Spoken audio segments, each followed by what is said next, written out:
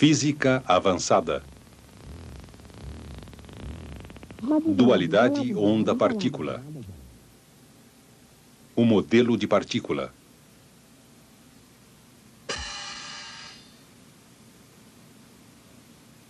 No início, disse Deus, haja luz.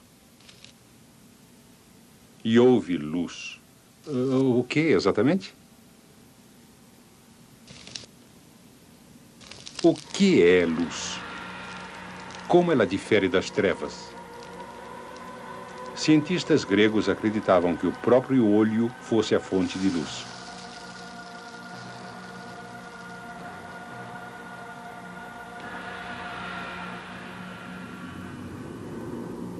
Eles imaginavam que a luz fosse um tipo de descarga.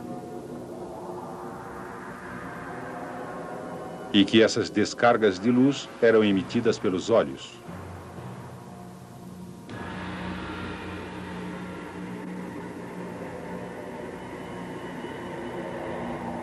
Sem os olhos, não haveria luz. Outros acreditavam que a luz não vinha dos olhos, mas sim de outras fontes. Qualquer que fosse a fonte, parecia razoável imaginar que a luz se deslocava. Tentaram medir o tempo que a luz precisava para se deslocar ou propagar.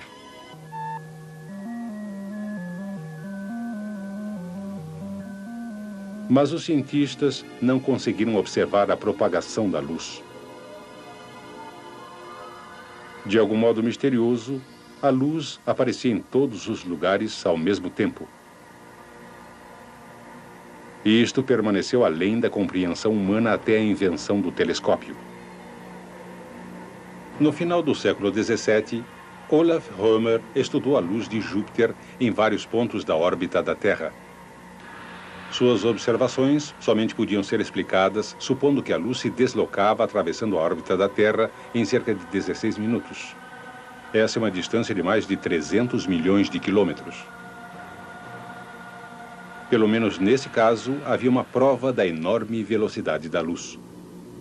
Os cientistas vinham há tempo pesquisando o mundo familiar à sua volta, procurando modelos para ajudar a explicar a propagação da luz.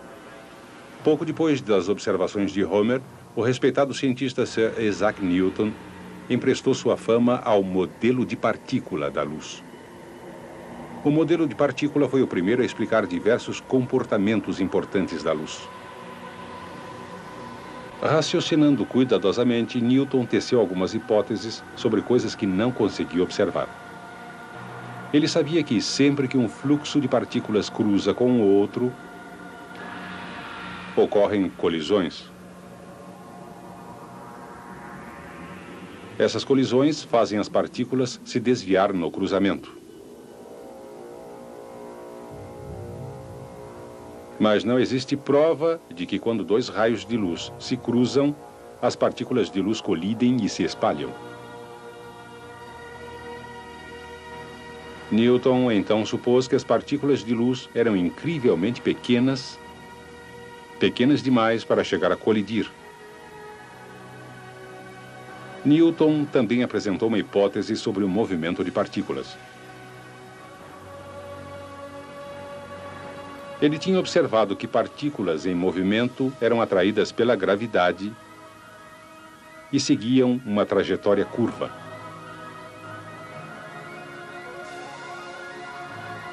Quanto mais rápida a partícula, mais reto o movimento.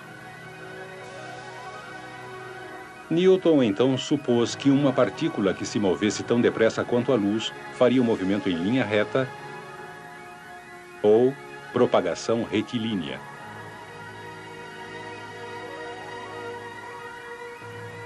Essa hipótese sobre partículas concorda com experiências sobre luz e sombra. Essas experiências mostram que a luz tende a se mover em linha reta.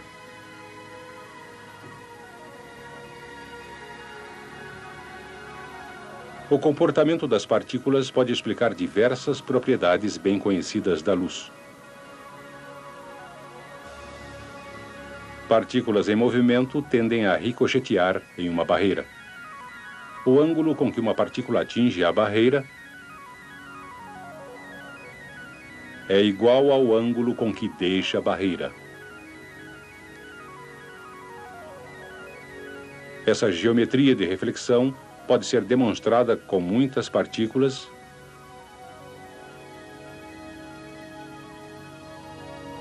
e muitos ângulos.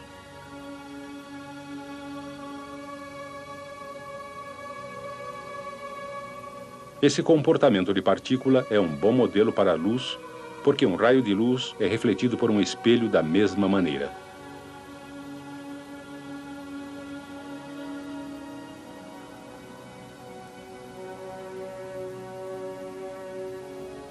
Outro comportamento da luz é a refração. Newton sabia que substâncias transparentes, como a água e o vidro, distorcem a luz. Parece que a luz se desvia ao entrar em um novo meio. Porém, por quê? Newton propôs que partículas de matéria exercem uma atração sobre cada partícula móvel de luz. Essa atração é equilibrada em todas as direções, e assim a luz normalmente se desloca em linha reta, exceto perto da borda de outra substância, como a água. Quando se aproxima da superfície da água, uma partícula de luz encontra uma força de atração mais forte.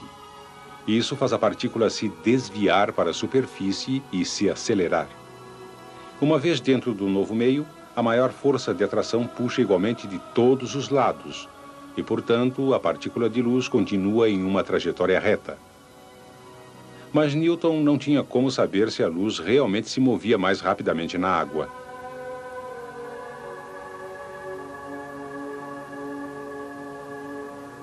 Era mais uma hipótese necessária para seu modelo de partícula.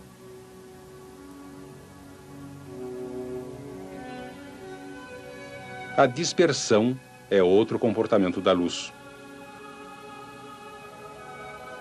O próprio Newton tinha descoberto essa propriedade da luz. Ele passou luz através de uma fenda para produzir um feixe estreito. Interrompeu o feixe com um prisma. O prisma dividiu a luz branca em bandas de cor. Para explicar esse comportamento, Newton sugeriu que um feixe de luz era uma mistura de partículas de tamanhos diferentes. A superfície do vidro as atrai e as desvia de acordo com seu tamanho. Assim, o prisma separa a luz em raios de partículas do mesmo tamanho. Vemos estes raios como cores diferentes.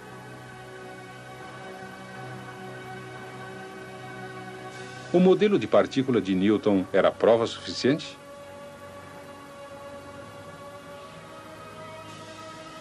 Até Newton foi cauteloso a esse respeito. Mas sua reputação foi suficiente para convencer a comunidade científica.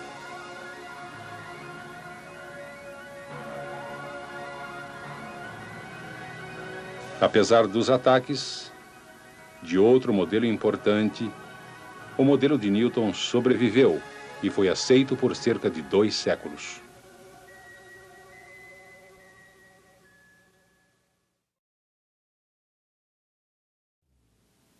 O modelo de onda.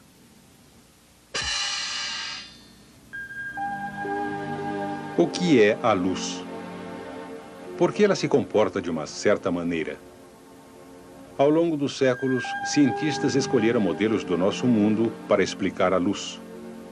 O modelo de partícula foi o primeiro a ser amplamente aceito para a luz. Graças a Sir Isaac Newton, que formulou uma teoria de partículas para explicar vários comportamentos da luz.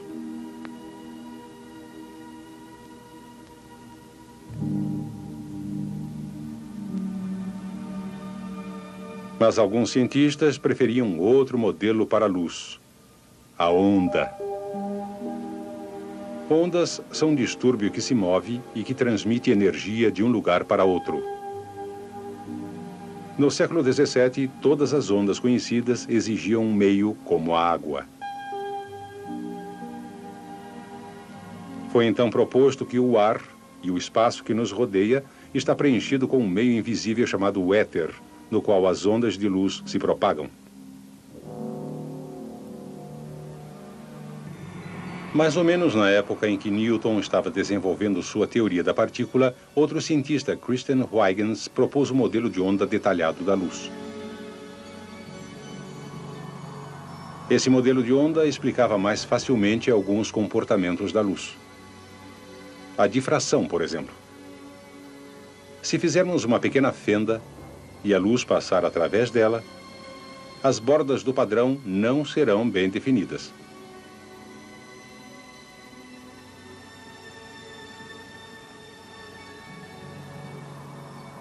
Huygens comparou esse comportamento à difração de ondas de água. Se ondas forem interrompidas por uma barreira e existir uma abertura, somente parte de cada frente de onda se propaga através da barreira. Quando a onda passa pela abertura, ela se desvia para ambos os lados. Huygens propôs que a luz se desvia nas bordas de uma fenda da mesma maneira. E isso produz uma borda pouco definida, criada pelas bandas de linhas escuras e claras. Huygens usou ondas para explicar vários outros comportamentos da luz, incluindo a reflexão geométrica. Quando um espelho reflete um raio de luz, o ângulo de incidência é sempre igual ao ângulo de reflexão. Ondas de água se comportam da mesma maneira. Embora seu comportamento possa parecer confuso.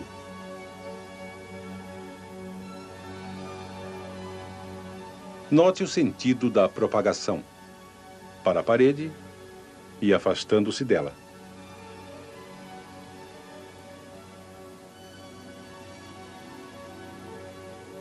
O ângulo de incidência é igual ao ângulo de reflexão.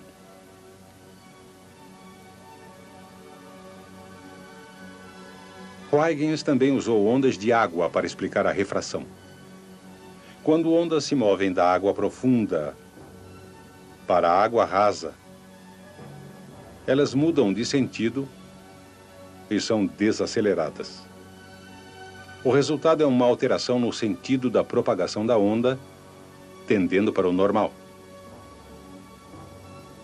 Praticamente da mesma maneira, um raio de luz muda de sentido ao passar do ar para a água ou para o vidro.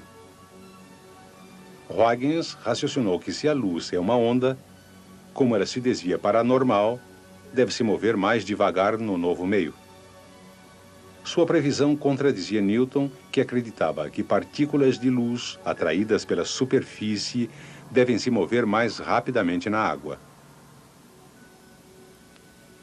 A explicação de Huygens para este e para outros comportamentos da luz era tão convincente quanto a de Newton, mas ele não era tão famoso. Principalmente por este motivo, seu modelo de onda da luz foi desprezado durante mais de 100 anos. Mas, lentamente, as provas começaram a se acumular a favor do modelo de onda. Um grande desenvolvimento ocorreu em 1802, quando Thomas Young confirmou a existência da interferência da luz. A interferência tinha sido considerada um ponto fraco no modelo de onda da luz. Quando dois conjuntos de ondas se cruzam, é criado um padrão característico de picos e vales.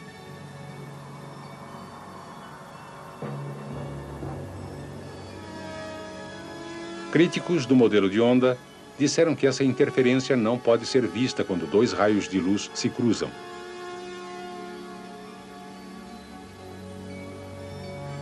Mas Young provou que estavam errados usando um par de minúsculos orifícios muito próximos.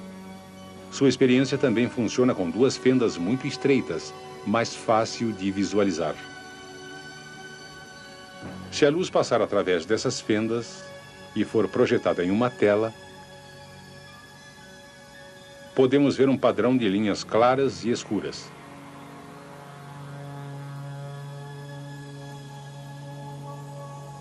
Este padrão de interferência pode ser explicado usando ondas de água. Se uma barreira interromper as ondas, qualquer fenda na barreira atuará como uma fonte pontual de ondas. Duas fendas criam um padrão de interferência.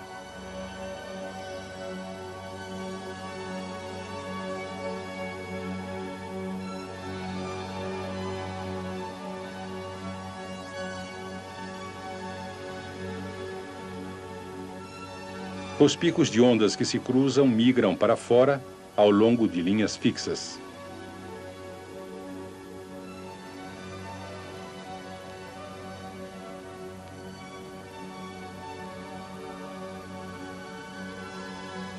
As duas ondas interagem em cada interseção de picos. Elas se reforçam para aumentar a amplitude da onda. Chamamos isso de interferência construtiva. Também existe interferência construtiva quando dois vales se encontram.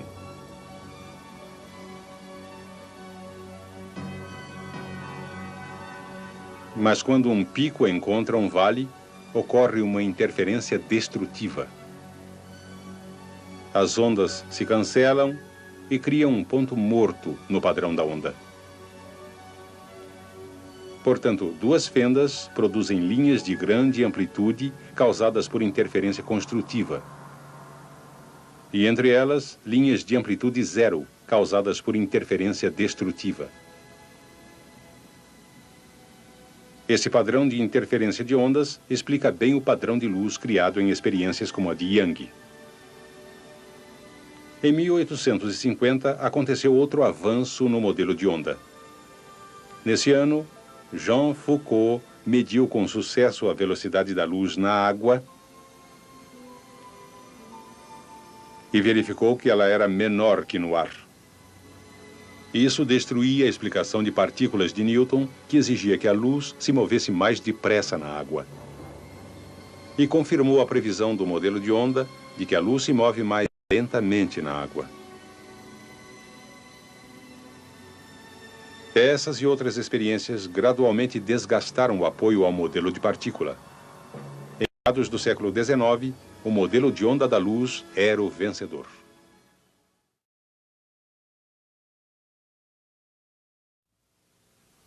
O modelo eletromagnético.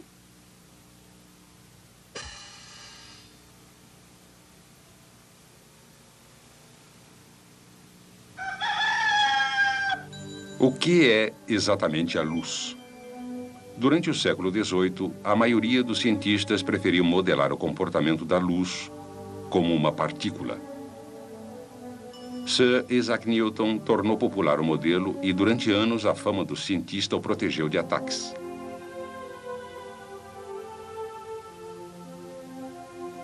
Mas, no início do século XIX, o modelo de partícula tinha sido abandonado e substituído pelo modelo de onda do comportamento da luz, que havia sido proposto inicialmente por Christian Huygens havia muito tempo. O modelo de onda explicava muitos comportamentos da luz, mas estava longe de ser perfeito. Por exemplo, ninguém foi capaz de provar a existência do misterioso e invisível éter, o meio que preenchia o ar e o espaço ao nosso redor e que aparentemente era necessário para conduzir as ondas de luz. Em meados do século XIX, um ilustre cientista deu novo sentido ao modelo de onda. James Maxwell era um físico teórico que trabalhava principalmente com matemática. Ele concebeu e apresentou uma hipótese brilhante. A luz é uma onda formada por duas das forças fundamentais da natureza, a eletricidade e o magnetismo. Qual era a base que Maxwell tinha para trabalhar?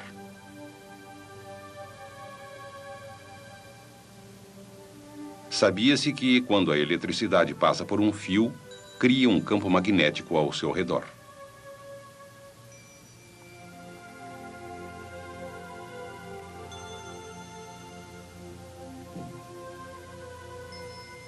Quando o fluxo se altera, a intensidade do campo magnético também se altera.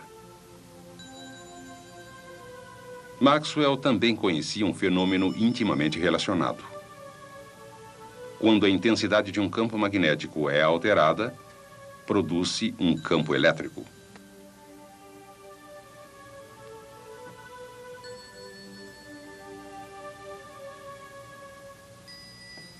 Será que uma única partícula, levando uma carga elétrica, poderia ter campos similares associados? Maxwell apresentou a teoria de que, quando uma única partícula carregada se move, ela cria um campo magnético. Se a sua velocidade se alterar, a intensidade do campo magnético também se alterará. Quando esse campo magnético se altera, ele, por sua vez, induz o campo elétrico que se altera, produzindo então uma alteração no campo magnético, e assim por diante. Maxwell usou um modelo matemático para apresentar uma das hipóteses mais importantes da história da física.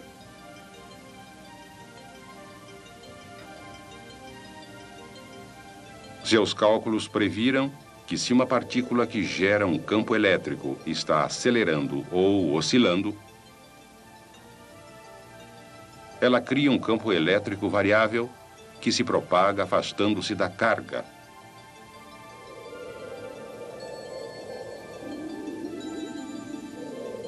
E sua intensidade se altera na forma de uma onda.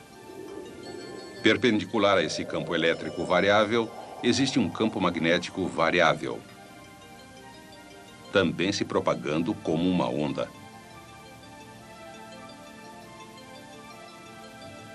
Esses campos não necessitam qualquer meio, como o éter, para transportá-los. Da mesma forma que um ímã, por exemplo, eles funcionam em qualquer meio. E, assim como a força elétrica entre duas partículas carregadas, atuam mesmo no vácuo. Os cálculos de Maxwell mostraram que essas ondas eletromagnéticas podem se reforçar indefinidamente, mas somente quando se propagam a uma determinada velocidade, um pouco mais que 300 milhões de quilômetros por segundo.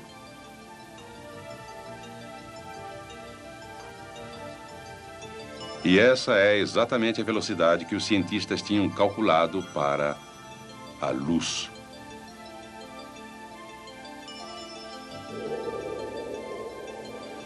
A luz é uma forma de radiação eletromagnética? Era uma possibilidade fascinante, mas não havia qualquer prova de que as ondas eletromagnéticas realmente existiam, até que outro gigante da física atacou o problema. Procurando encontrar uma comprovação física das ondas eletromagnéticas de Maxwell, Heinrich Hertz montou um aparelho usando um transformador para aumentar a tensão e produzir uma faísca entre dois terminais. Essa faísca fez com que uma carga oscilasse para frente e para trás entre duas placas fixadas aos terminais. Este dispositivo é um transmissor de ondas eletromagnéticas?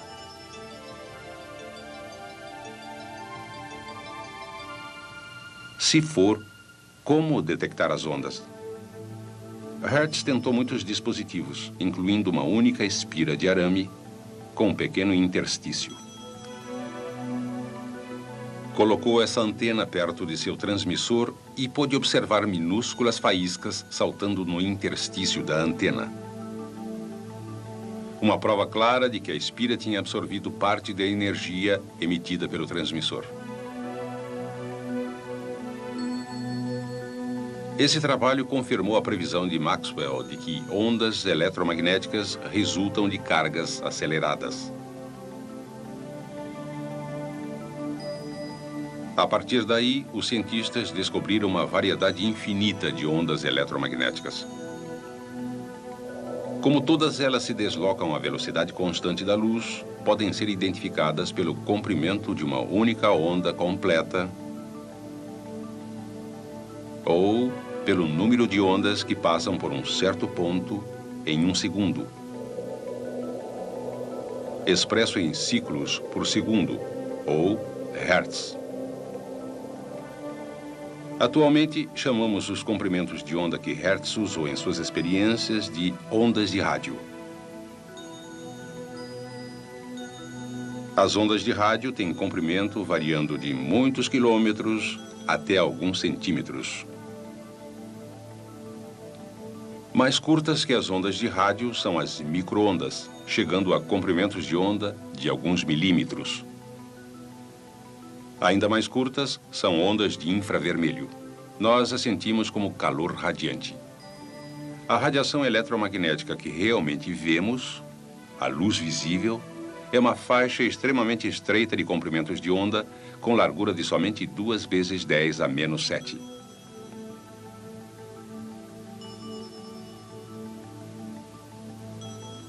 Ondas mais curtas que a luz visível são raios ultravioleta.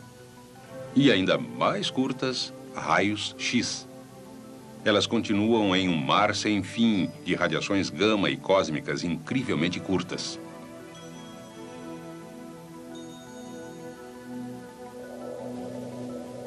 Neste século, descobrimos ou criamos transmissores para produzir uma grande variedade dessas radiações. A própria luz é transmitida de cargas aceleradas no interior de átomos. O modelo de onda eletromagnética de Maxwell foi tão útil que, durante cerca de um século, pareceu ser a explicação final do comportamento da luz.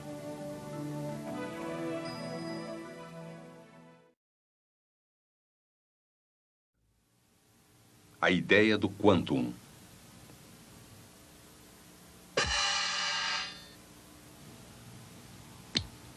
O que é a luz?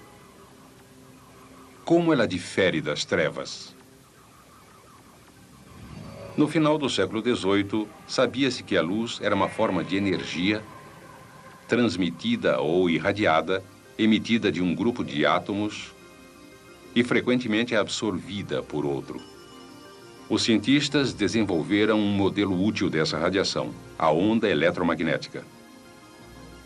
A luz se comporta como a onda elétrica, interagindo com uma onda magnética, propagando-se através do espaço a mais de 300 mil quilômetros por segundo. Esse modelo de onda explica a maior parte, mas não todos, os comportamentos da luz e de outras formas de energia radiante. No início do século XX, um físico alemão estudou um desses comportamentos inexplicáveis. Seu nome era Max Planck, e ele estava interessado em como a energia era compartilhada por átomos e o espaço entre eles. A teoria eletromagnética não conseguia prever os resultados observados usando uma caixa fechada, em que a radiação saltava de um lado para o outro. Mas Planck descobriu um modo de prever matematicamente as observações reais da distribuição de energia. Ele propôs que existem restrições à maneira de os átomos irradiarem energia e que cada átomo pode emitir somente pacotes discretos mensuráveis de energia.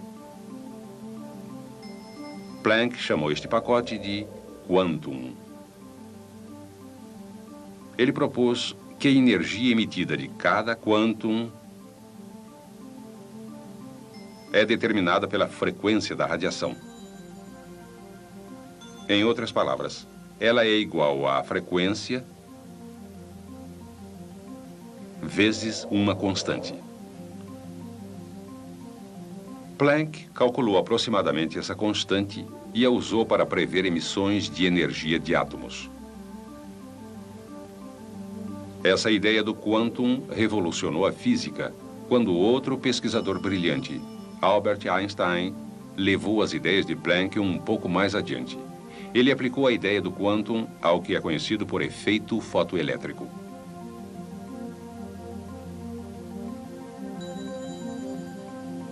Esse efeito pode ser estudado colocando duas placas metálicas em um vácuo e conectando a uma bateria que induz uma carga elétrica em cada placa.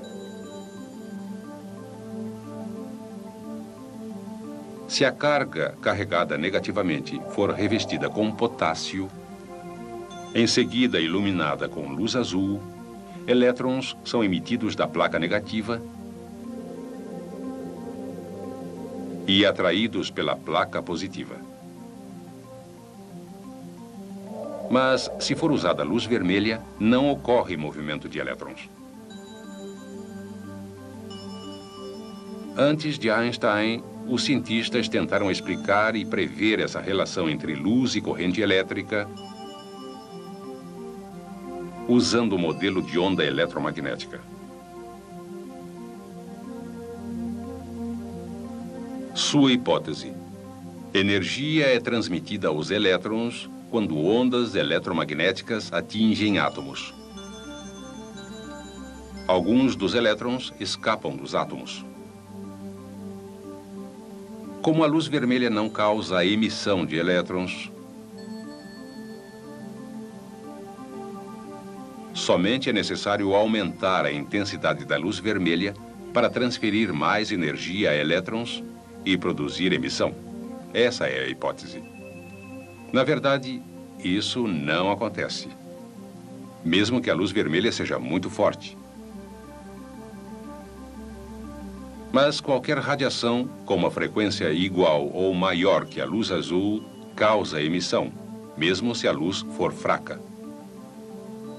E mais, o modelo de onda prevê que a essas frequências, uma luz mais intensa transferirá uma energia adicional aos elétrons. Na verdade, isso não acontece. Uma intensidade maior simplesmente faz com que se movimentem mais elétrons.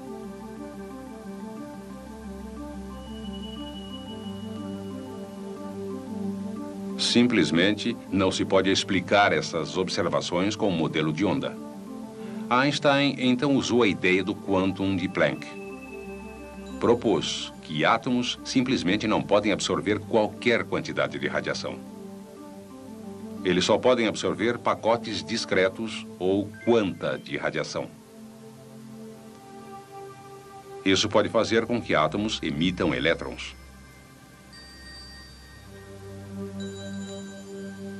Mas por que a diferença entre luz azul e vermelha?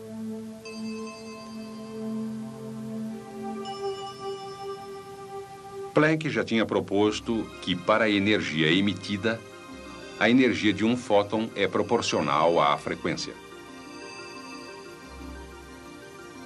Assim, uma frequência maior significa mais energia.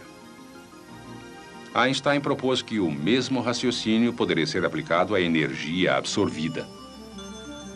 Uma luz vermelha atingindo um eletrodo revestido de potássio não produz emissão, porque os fótons individuais de luz vermelha não têm energia suficiente para liberar um elétron de um átomo de potássio.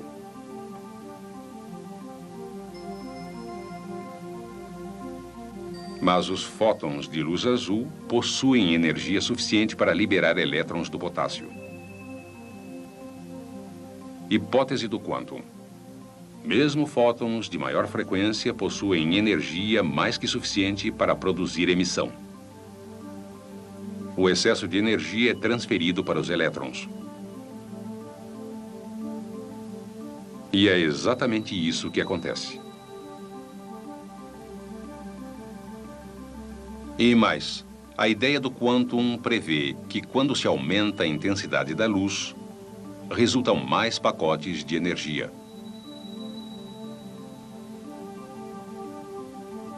Mais pacotes significam que mais átomos podem absorver energia e liberar mais elétrons.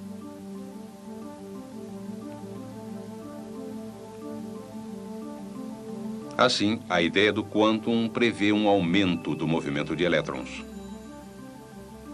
Essa hipótese também coincide com a realidade.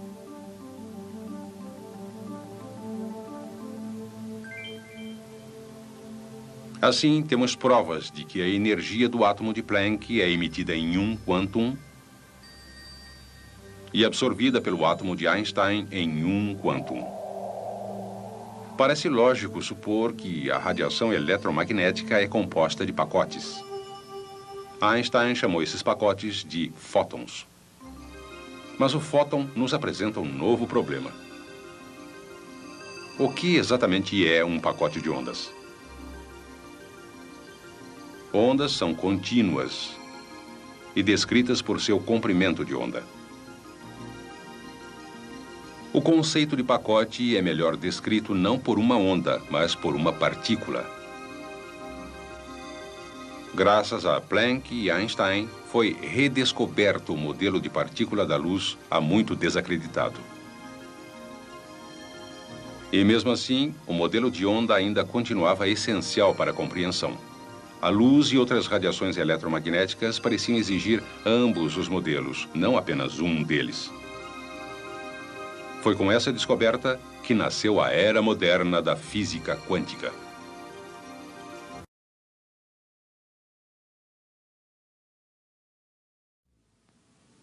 Fótons.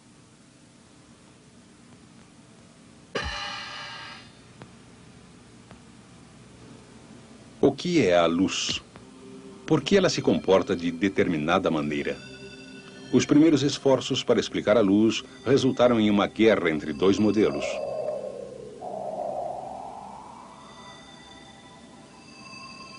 O modelo de partícula de Sir Isaac Newton contra o modelo de onda de Christian Huygens.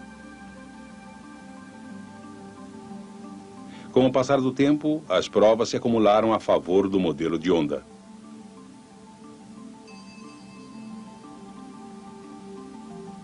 Ele foi aperfeiçoado e se tornou o modelo de onda eletromagnética de Maxwell. Parecia o fim do modelo de partícula.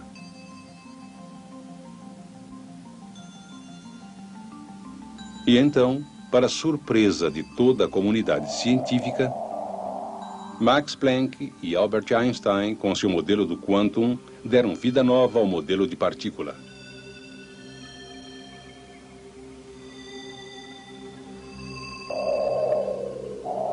O fóton de luz é uma poderosa maneira nova de tratar uma antiga ideia. Ele ajuda a explicar comportamentos da luz previstos há muito tempo, como pressão. Partículas reais exercem pressão.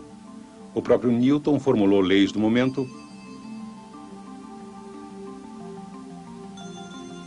que ajudam a explicar pressão.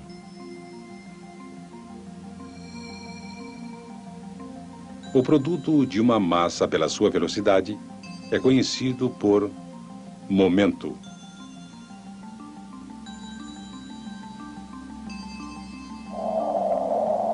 Quando uma massa estacionária é atingida por uma massa móvel, o momento é transferido. Se somarmos o momento de duas massas antes da colisão e depois, a soma dos vetores momento após a colisão é sempre igual à soma dos vetores antes da colisão. Em 1923, o cientista Arthur Compton mostrou que fótons também parecem ter momento.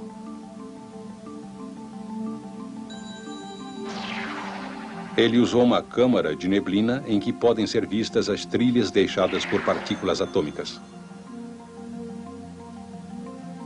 Disparou raio-x com energia de fóton conhecida para o interior da câmara. De vez em quando, esse fluxo de raio-x produzia a trilha de um elétron.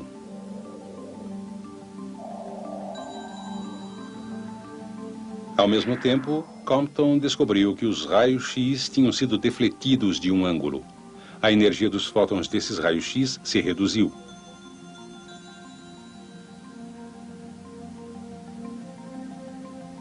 Compton mostrou que essa colisão é similar a uma colisão entre duas partículas em que o momento é conservado.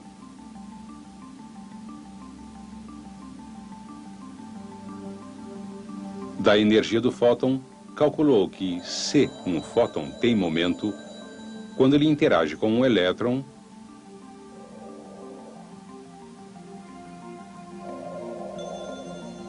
o momento é conservado. A demonstração de Compton foi prova da natureza da luz ser similar à de partículas. A conservação do momento dos fótons dá suporte à hipótese de que a luz exerce pressão.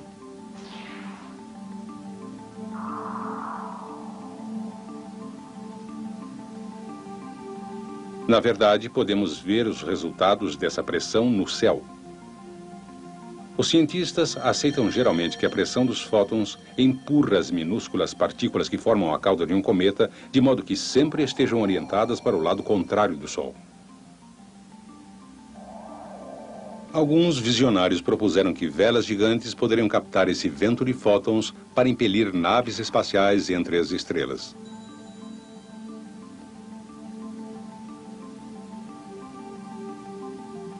Mas e quanto aos outros comportamentos da luz? Os cientistas usam a partícula fóton para explicar todos eles? Padrões de interferência, por exemplo. O modelo de onda explica bem de que maneira a interferência construtiva produz linhas mais brilhantes para criar padrões de interferência de luz distintos.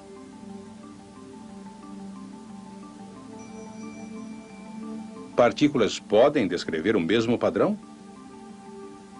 Imagine que a luz seja composta de muitas partículas de fótons em vez de ondas.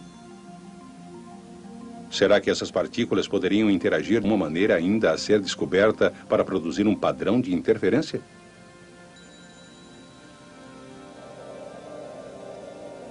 Geoffrey Taylor encontrou uma ótima resposta para essa pergunta. Montou uma experiência usando papel fotográfico para registrar padrões de interferência. Esse papel sensível à luz gradualmente registra um padrão, mesmo se a luz for fraca. Taylor repetiu a experiência, reduzindo o nível de luz que entrava nas fendas, até que foram necessários meses para produzir o padrão. Ao ponto de calcular que somente um fóton por vez se aproximava das fendas. E qual foi seu resultado? Como o mesmo padrão poderia ser explicado pela interação de partículas? Com somente um fóton no aparelho de cada vez, a interação não é possível. Não obstante a teoria dos quanta e o modelo do fóton, precisamos ainda do modelo de onda da luz para prever onde os fótons chegarão depois de passar através de uma fenda.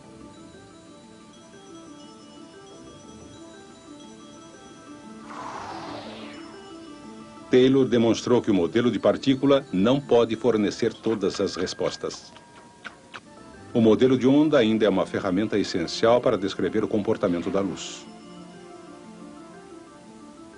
Um modelo é mais útil que o outro? Isso depende, pelo menos em parte, do tipo da radiação eletromagnética. Algumas formas de radiação eletromagnética são mais semelhantes a ondas. Ondas de rádio, por exemplo, com comprimentos de onda muito longos, claramente demonstram características de onda como interferência. Por exemplo, uma onda de rádio e sua reflexão podem formar um padrão de interferência. Com um rádio de automóvel, muitas vezes podemos sentir isso como picos de intensidade e pontos mortos quando nos movemos passando pelo padrão. Mas é difícil detectar um único fóton de radiação de rádio. Na outra ponta da escala de radiação está a radiação gama.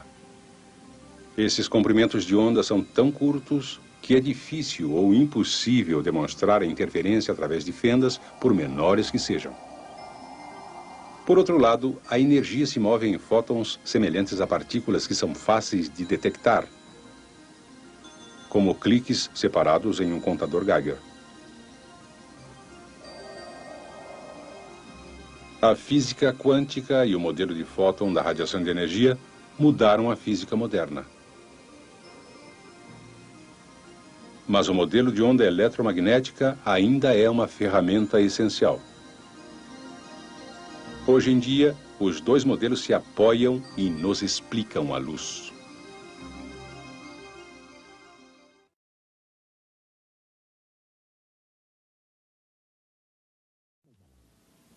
Ondas de matéria.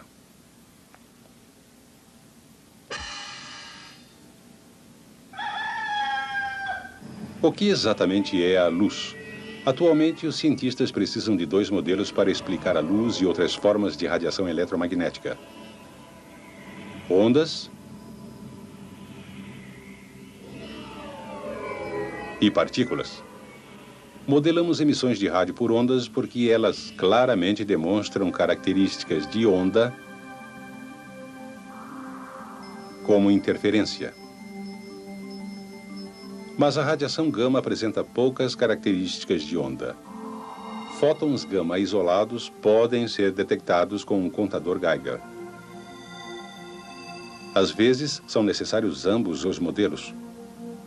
Por exemplo, fótons isolados de luz passando por um par de fendas eventualmente produzirão um padrão de interferência característico.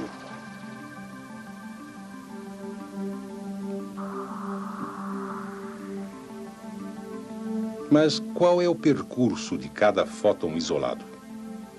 É grande a probabilidade de um único fóton atingir uma dessas linhas claras.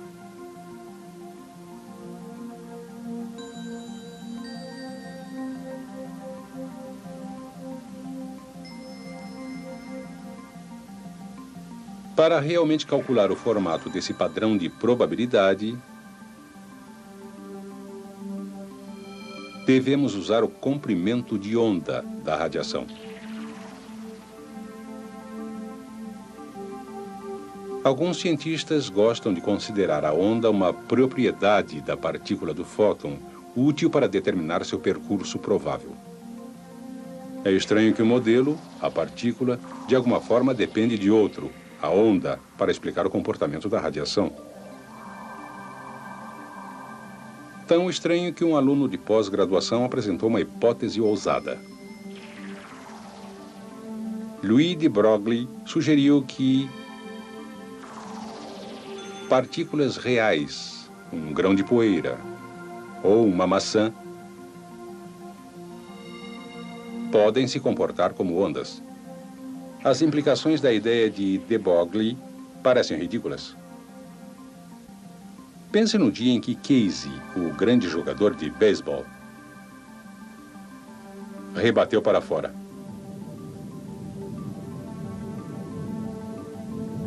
Mas será que Casey rebateu mesmo para fora? Ou foi de Broglie?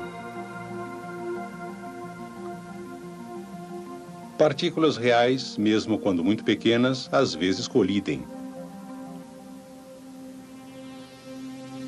Se o bastão e a bola forem semelhantes a partículas, serão capazes de se ligar.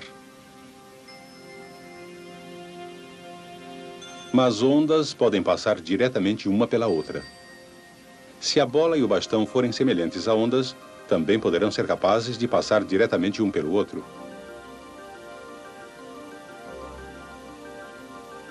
Mas então foi realmente uma falha de Casey? Bem, de Broglie desenvolveu uma equação que ligou o comprimento de onda de uma partícula à sua massa e à velocidade.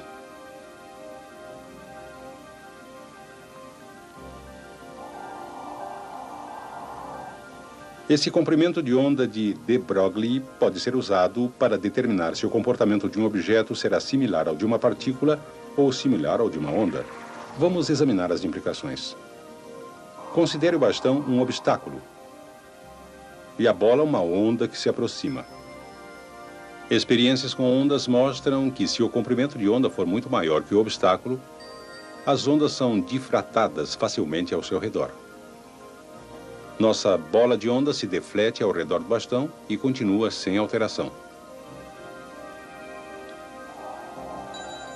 Mas, se o comprimento de onda for muito menor que o obstáculo, ocorre menos difração e aparece uma região de sombra atrás do obstáculo. Nossa bola de onda não consegue defletir ao redor do bastão. Então, o comprimento de onda de de Broglie é o de uma bola grande ou pequena. Pequeno. Tão pequeno que a bola não pode sofrer difração ao redor do bastão se estiver dirigida diretamente para ele. Os dois colidem exatamente como seria de esperar. Ou, pelo menos, deveriam colidir, se Case estiver com o bastão no lugar certo. Para aumentar o comprimento de onda, devemos reduzir a massa ou reduzir a velocidade. Que tipo de partícula poderia ter um comprimento de onda de de Broglie suficientemente grande para que sejam observados efeitos de onda como difração e interferência? Vamos considerar uma das menores partículas, um elétron. Quanto poderia ser seu comprimento de onda de de Broglie se sua massa for 9,1 vezes 10 a menos 34 kg?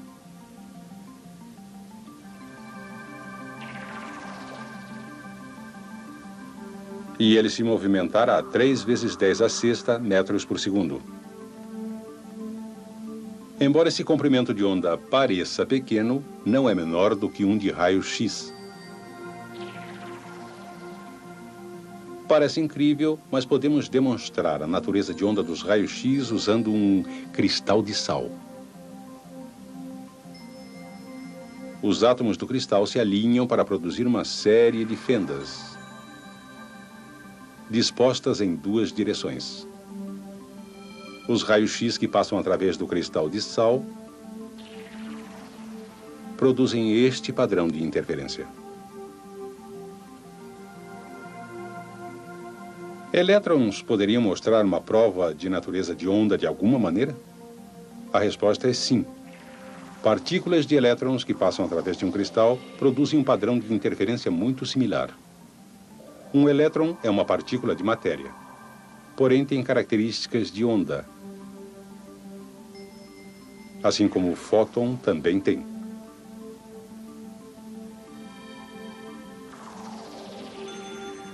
Então, existe alguma diferença entre uma partícula de elétron e um fóton de raio-x? Existem diversas diferenças importantes. Uma das mais óbvias é a velocidade. Para ter um comprimento de onda de de Broglie similar ao de um fóton de raio-x, o elétron deve se mover cerca de 3,6 vezes a sexta metros por segundo. Por outro lado, no vácuo, a velocidade de um fóton de raio-x é quase 100 vezes maior. 3 vezes 10 à oitava metros por segundo.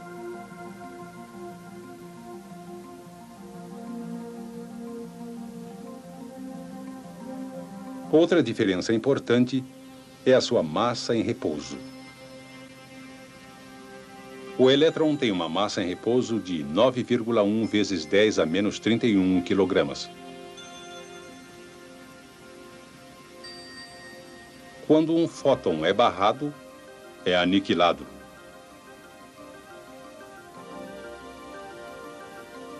A luz é como uma partícula, mas não é uma partícula. Embora de Broglie tenha demonstrado que as partículas e as ondas são relacionadas, quando passamos para a radiação eletromagnética, os modelos continuam sendo só isso: modelos. Sabemos que a luz é como uma partícula e que a luz é como uma onda.